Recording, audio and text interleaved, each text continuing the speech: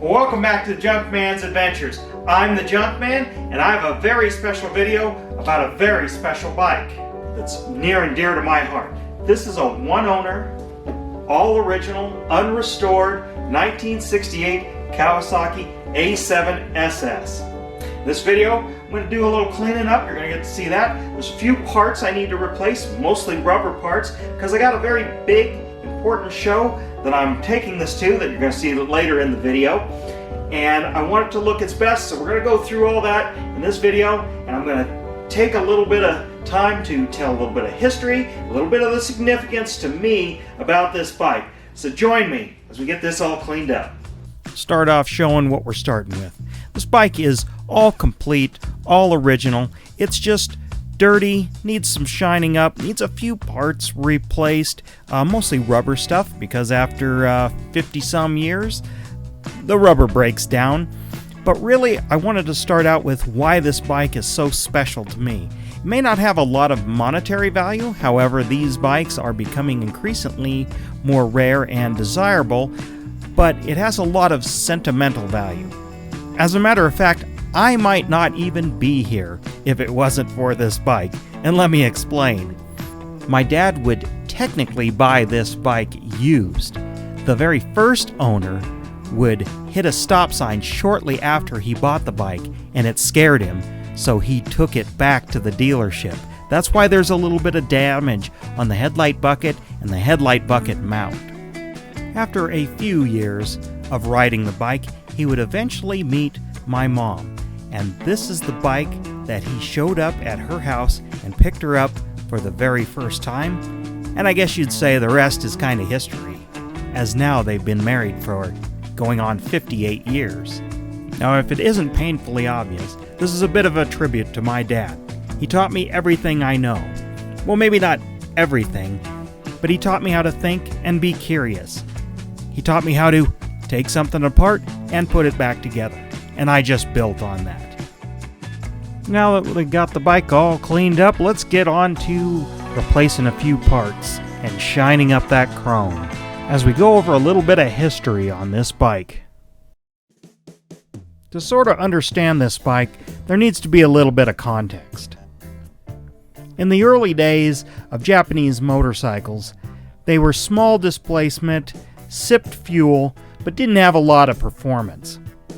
Their main focus was easy transportation, easy to ride, and sell a lot of them. As a matter of fact, the Japanese Big Four only came out with 1 or 2 models for their first year coming over to the West in the US market, with Honda in 1959, Yamaha 1961, Suzuki and Kawasaki in 1963. And in 4 short years, Kawasaki would develop this bike to be one of the fastest production bikes of its day.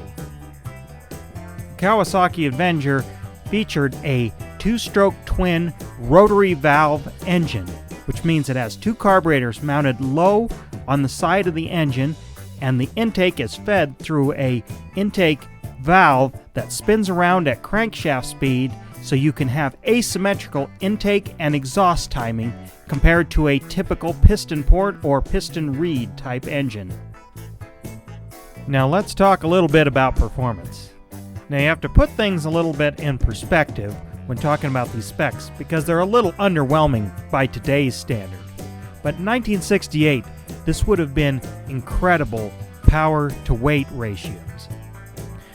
An advertised maximum speed of 115 mile an hour, an acceleration of a standing start quarter mile of 13.8 seconds, with 42 horsepower at 8,000 RPM, and with a dry claimed weight of 329 pounds with a roughly 340 pound wet weight, made this a top performer for its day. Let's talk a little bit about handling performance. At 340 pounds, it's a relatively light motorcycle, and with a very short 51-inch wheelbase, it is very nimble, especially in tight corners. And the brakes are pretty decent too. Now it's drums all around, but that was pretty common for the time, and these are very large, so stopping performance was actually quite good compared to other bikes of the day. As far as suspension performance go, it's adequate. Early Japanese motorcycles were not known for having great suspensions. The forks might be okay, but the rear suspension, the rear shocks, always lacked damping. Either they were oversprung and kind of just bounced around. But for the time, they would have been completely adequate for most riders.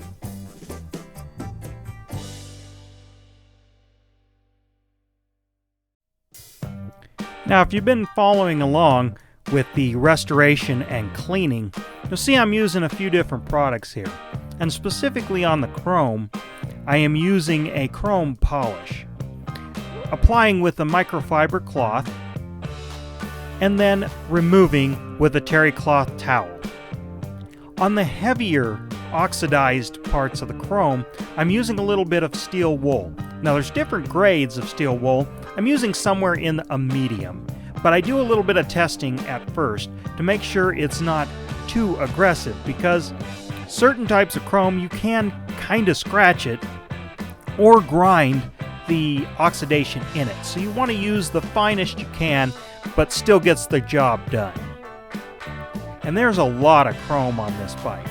For example, here is the front fender. The whole thing is chrome, and there's little bits of grime and grit everywhere. So this is sped up footage, obviously, but it took me a long time. I estimate the number of hours that I have in just the chrome alone is probably 3 to 4 if you expanded it out to continuous work with the chrome, including all of the polishing. The tank chrome is one of the standout features of this bike. Later models, actually the 1969 model, went to an all-painted tank to be more cohesive with the rest of the line. And then later, they squared off the tank. I think the 67 and 68 are the best looking versions of this bike. You can really see the difference in the shine from before and after as I polish the chrome.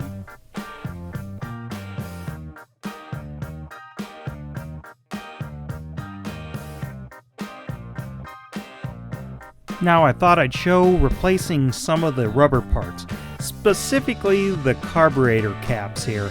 And I thought most who don't know much about this bike and how the engine layout is might enjoy this, seeing it pulled apart, because each carburetor is sitting on the outside of the engine. And on this side, of course, you also have the clutch adjustment, which is also behind the carburetor cover. This kind of design lends itself for some easy maintenance just by pulling the carb off. However, there's a lot of sealing surfaces, gaskets, these rubber parts, and I feel like that's one of the Achilles heel of the rotary valve engine in general, is all the places for dirt and water to ingest if any of these seals happen to fail.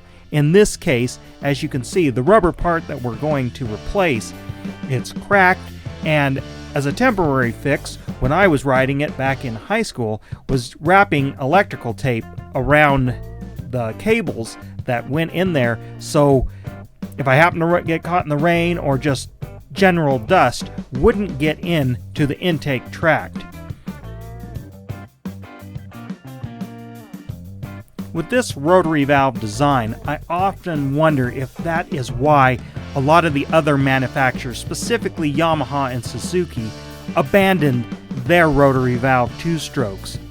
It is a more complex design to manufacture. There's a little bit more moving parts, of course the aforementioned sealing issues, and I think in general the benefits of more and less parts and the less complex of manufacturing outweigh some of the performance gains. The rotary valve does increase performance per displacement. If you look at other bikes of the time that were just piston port bikes, they have drastically lower horsepower numbers. Or like Honda's CB350 has almost 10 horsepower less.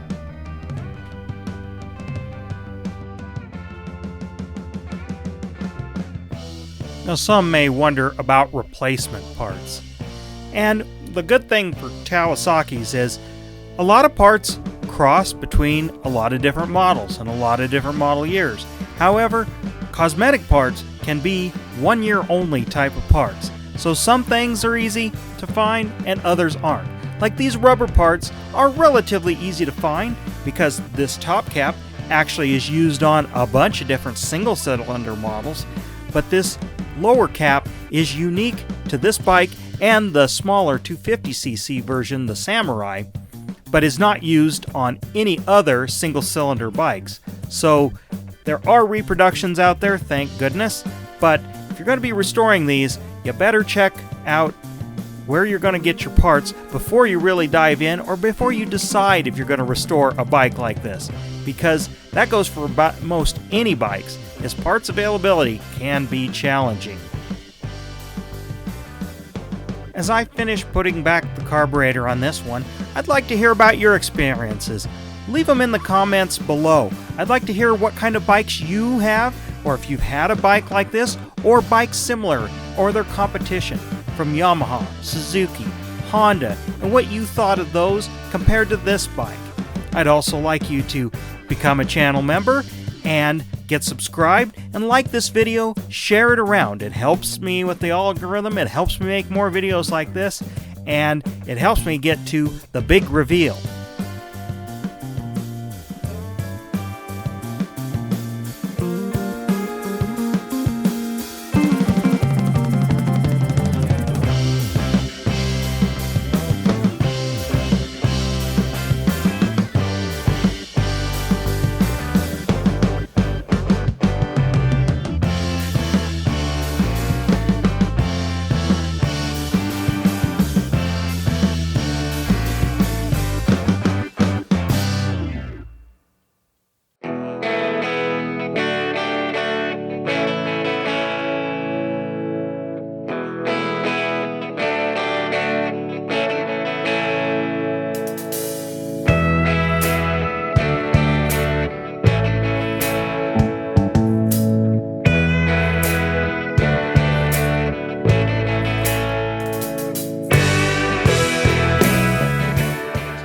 Significance of this bike and its significance to me as we replace a few rubber parts, dang it!